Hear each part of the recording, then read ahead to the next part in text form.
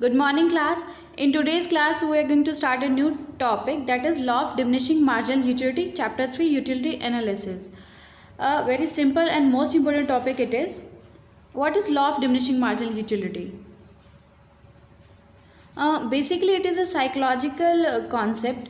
Law of diminishing marginal utility नाम से ही पता चल रहा है एक ऐसा लॉ जिसमें हमारी जो यूटिलिटी है, जो मार्जिनल यूटिलिटी है, वो डिमिनिश होती रहती है. मार्जिनल मतलब extra and utility means satisfaction. Extra satisfaction going to be diminish और डिक्रीज. ठीक है, व्हाट आई वांट टू से, मैं ये कह रही हूँ कि जब आप चीज़ों को कंज्यूम करते हो, if you are consuming more and more commodity, then your satisfaction deriving from each and every unit further unit is going to be diminished. So if you are consuming a commodity, a same commodity again and again with the same standard unit, then your intensity of desire for that particular commodity is going to be diminished. अगर जो आप किसी एक चीज़ को बार बार consume करोगे तो हर एक एवरी एडिशनल उस सेम चीज़ को जब आप दोबारा कंज्यूम करोगे, फिर दोबारा कंज्यूम करोगे, तो हर एवरी यूनिट आपको उतनी सेटिस्फैक्शन नहीं देगी जितनी आपको पहली यूनिट दे रही थी. So this is the law of diminishing marginal utility. लेकिन जब हम लॉ देते हैं तो कुछ अजम्पशन करते हैं, तो इसकी भी कोई अजम्पशन है दैट आप उस चीज़ की जो स्टैंडर्ड यूनिट है वो उसको कांस्टेंट रखोगे. सेम यूनिट से, सेम स्टैंडर्ड से आप चीज़ों को, एक सेम चीज़ को बार बार कंज्यूम करोगे.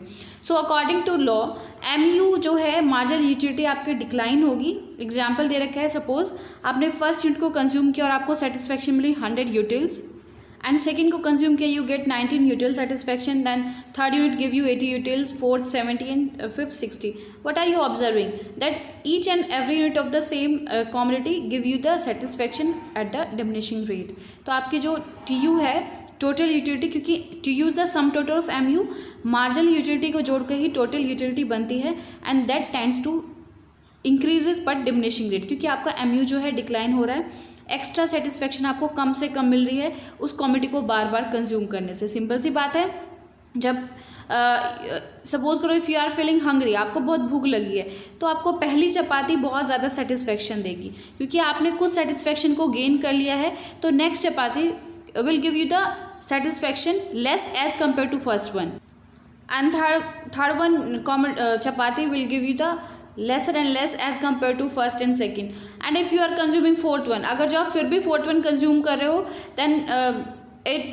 then your utility can become negative. आपका पेट अपसेट हो जाएगा, या आप you can vomit, मतलब वो है, आपको नेगेटिव यूटिलिटी भी मिलने लगती है.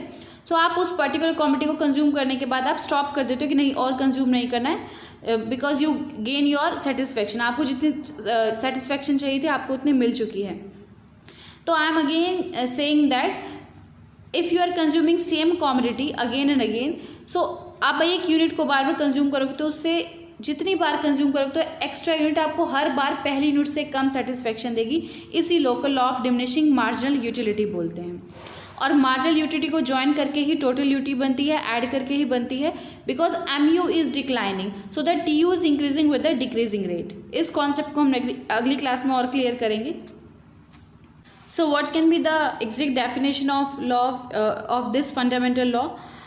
Law of diminishing marginal utility states that as more and more standard unit of a commodity are continuously consumed, marginal utility derived from every additional unit must decline. Means ये law बोलता है कि अगर आप एक पर्टिकुलर कमोडिटी की standard unit को बार बार कंज्यूम करते हो, यानी 1 चपाती मीन्स अगली बार भी 1 चपाती, अगली बार भी 1 चपाती, that unit remain same.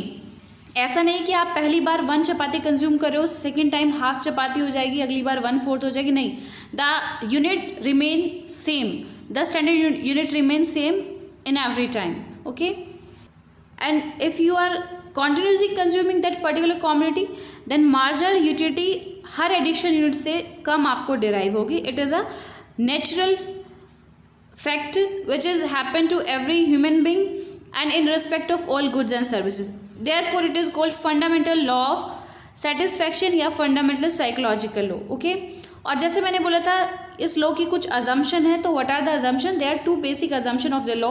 Number 1 is only the standard unit of the commodity are consume. लेकिन जैसे कि हम एक कप ऑफ टी के बारे में बात कर रहे हैं तो बार बार 1 कप ऑफ टी की ही बात करेंगे, कि बार बार हम 1 कप, ये नहीं कि अगली बार हम आधे कप पे आ जाएंगे भैया 1 स्पून ऑफ टी पे आ जाएंगे, नहीं, standard unit remain same. And second one is consumption of the commodity is continuous.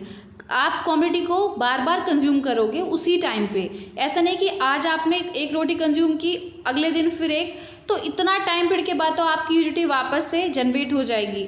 हम ये बात करें उसी टाइम कॉन्टिन्यूसली अगर जो आप चीज़ों को बार बार कंज्यूम करते हो तो उस टाइम आपकी मार्जिनल यूटिलिटी डिक्लाइन होती है।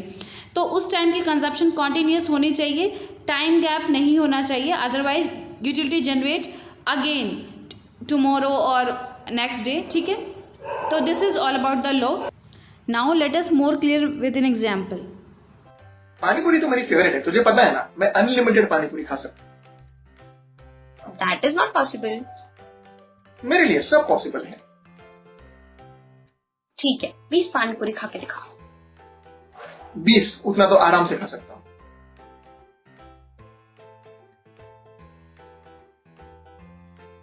बहुत अच्छा लग रहा है यार, बहुत भूख लगी थी।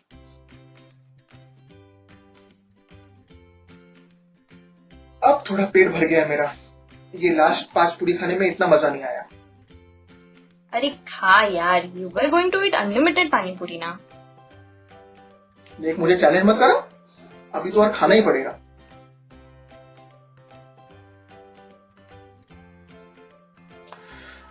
अब मैं और नहीं खा सकता।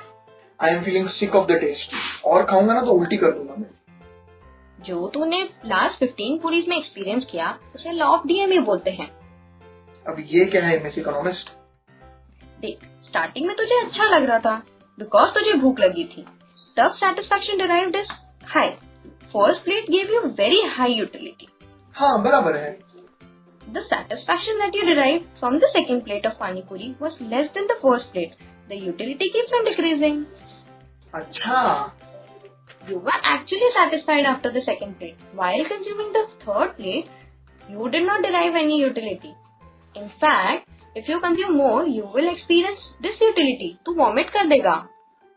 ओके, फिर अब मैं ज्यादा खाना नहीं खाऊंगा। चल, इसी बात पे एक लास्ट पानी पूरी खा ले।